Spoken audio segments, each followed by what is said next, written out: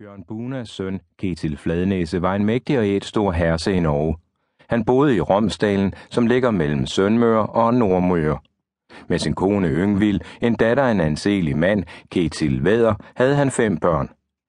Den ene af hans sønner hed Bjørn, siden kaldet Østrøne, den anden Helge Bjoland. Hans 3 døtre var Torun, kaldet Hyrna, som blev gift med Helge den Magre, en søn af Øjvind Østmand, og irkongen Kjarvals datter Rafata.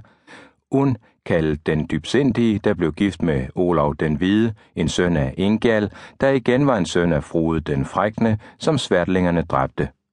Jorun, kaldet Mandsvidsbrikka, som var mor til Ketil den Fiffelske, der tog land i Kirkeby, og for hvem Sigvad Lovsigemand nedstammede. Kapitel 2.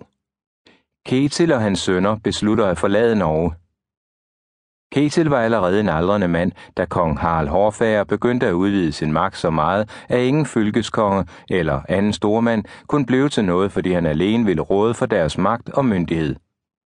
Da Ketil fik at vide, at kong Harald havde tiltænkt ham samme kår som de andre mægtige mænd, at han nemlig måtte se sine frænder voldsomt behandlet, uden at der blev givet bod derfor, og derefter endda måtte blive kongens legemand, stævnede han sine frænder til et møde og talte således til dem.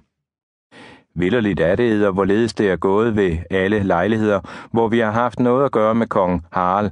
Omstændighederne derved har jeg ikke nødig at udvikle for eder på ny, men nu er det højst nødvendigt at tænke på den fare, der ligger os lige for hånden. Kong Haralds fjendskab imod os er en afgjort sag, og for den side har vi ingen sikkerhed at vente. Tvende kår, synes mig, har vi nu for os, at fly fra landet eller blive dræbt hver på sin plads. Vel står min hu især til at gå døden under øje, som mine frænder, men jeg vil ikke ved min overtagelse lede eder ind i så stor en fare, til jeg kender mine frænders og venners tænkemåde og ved, at de ikke vil skilles fra os, skønt der skal mands mod og hjerte til at følge mig. Ketils søn Bjørn svarede: Min vilje skal jeg straks give til kende. Jeg vil følge gæve mænds fordømme og fly for dette land. Til led tror jeg ville forfremmes derved, at jeg herhjemme sidder og bier, til kong Haralds trælle kommer og driver os bort fra vores ejendomme eller giver os døden. Disse hans ord vandt meget bifald og synes talt med djærvhed, og de blev enige om, at de ville drage bort fra landet. Til dertil opmuntrede Ketils sønner meget, og ingen talte derimod. Bjørn og Helge ville tage til Island, som de havde hørt meget godt om.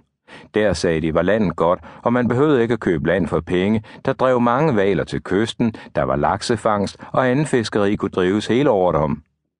Ketil derimod sagde, at han på sine gamle dage aldrig ville komme til disse fiskesteder, men han havde større lyst til at tage til Vesterlandene, til der, sagde han, var godt at være, og landene der var ham velkendte, da han havde hærget der vide omkring.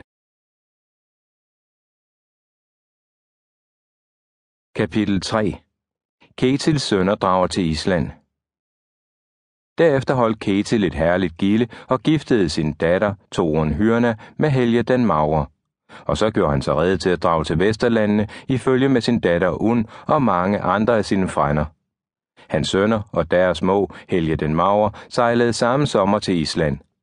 Bjørn Ketilsen kom med sit skib vesterpå til Bredefjord og sejlede ind af fjorden og holdt sig nærmest ved den søndre side, indtil det sted, hvor fjorden skar sig ind i landet, hvor der stod et højt fjeld på næset inden for fjorden, og en ø lå kort fra landet. Der sagde han, at de skulle opholde sig noget. Han gik op på land med nogle af sine mænd, og de vandrede omkring langs med søen, der var kort mellem fjeld og strand, og ham syntes, der var godt at bygge. Her fandt han også i en vig sine højsædestøtter, der var drevet i land, og det tog han som et varsel om, at han skulle fæste bo der. Derpå tilegnede Bjørn sig alt landet mellem Stavåg og Ravnfjord og boede på et sted, der siden efter ham kaldtes Bjørnshavn. Han kaldtes Bjørn den Østrøne og var gift med Gjavløj, en datter af Kjærlak den Gamle, og efterlod sig 2 sønner, Ottar og Kjærlak. Kjærlaks søn var Thorgrim Gode, far til Vigestyr og Vermund den Smækre.